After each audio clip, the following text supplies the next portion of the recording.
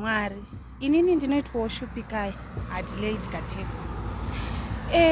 Ndakaya panapa ndine dambudziko rangu. Kana vazhinji vakambondiona, vakambonzwa dambudziko rangu, vakanzwa nezvangu. Ndakaya panapa ndine dambudziko rangu rokuti ndakaiswa tsono munyama dzangu, ndakaiswa tsono muropa. Tsono 10 nereza 10. Ndakaenda kun'anga kwandakaenda ndine dambudziko rangu randandinaro. Saka vakandisa tsono idzodzo munyama mangu vachiti ndo kuti zvipere, ndokuti dambudziko ripere. Asi ndakauya panapa pababa maglasi. Nokuti tsono idzodzo nereza idzodzo aindishaisa mufaro. Ndandisingarari. Ndairara ndichichema, dzichindicheka, dzichindibaba, dzichifamba nemiri wese. Asi ndoda kutenda munhu waMwari, ndoda kutenda munhu wengoni. Vakandibatsira baba maglasi, vakabvisa tsono idzodzo, vakabvisa reza idzodzo. Izvezvi handichatombodzinzwa kufamba kana kurwadza. Vakandibatsira vanhu vaMwari. Izvezvi ndiri kufara zvisingaite, ndiri kutogara pachitsividzo, ndopanditori. Ndakabatsirwa, ndiri kufara zvisingaite, dambudziko rangu rakapera. Handisisina dambudziko iroro, handichabayiwa netsono, handichafambwa netsono, handichabayiwa, handichachekwa nereza. Baba maglasi vakandibatsira hama dzangu, ndiri kufara, ndiri kufara.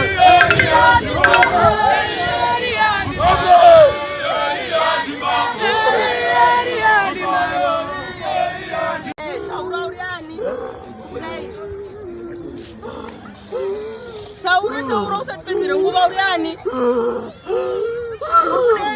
Uri kudeipa mwana. Uri kudeipa mwana. Uriani.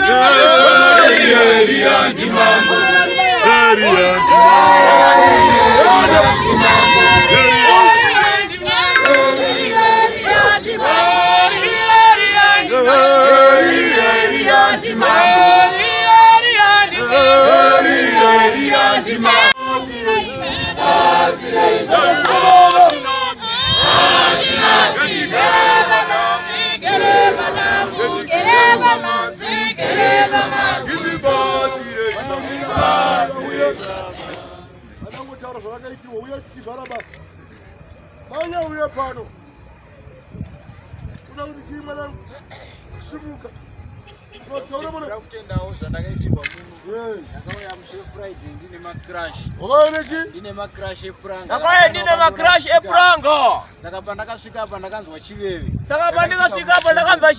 Saka pandakazogara apa ndakaenda kutaka kunokotsira. Saka pakagara apo ndakada kuita kunokotsira. Ndakazosumuka. Pandakazosimuka ndichienda kutoilet ndakamboti asi pane chakandibata makumbo. Ndakanzwa makumbo angu kureruka. Ndopandatanga kufamba. Ndakambosvika ndamboti nyamutere ndikati asi ndakambosvika mutere ndamboti nya ndakazobudda. Patakazopedza masowe. Kwakunaya. Kumashops kudai. Ndakuenda kumashops. Ndakatozoona ndakunyadzofamba. Ndatotakura macrash angu. Dzavana ndasvika kuba.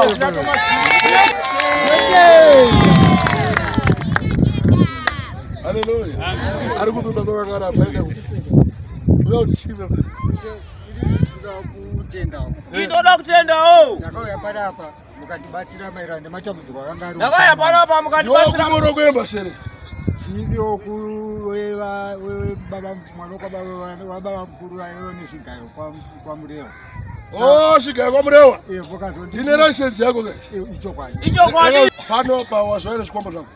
Ndauya nazvo ishe. Ndauya nazvo ishe. Manya.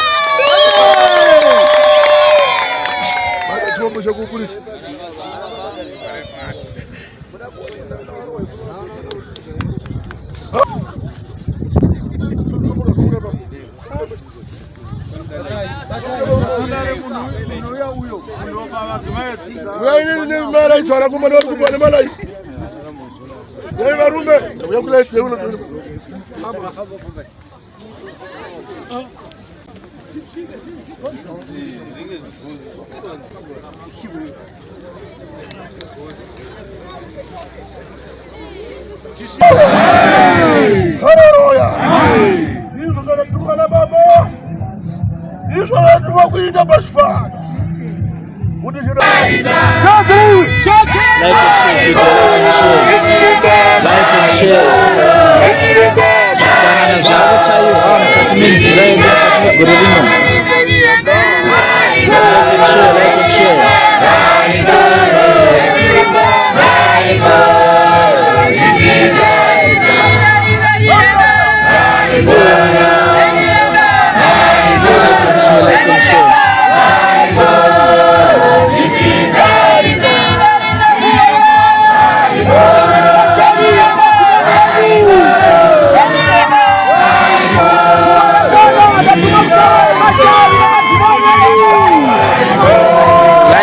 Like and share.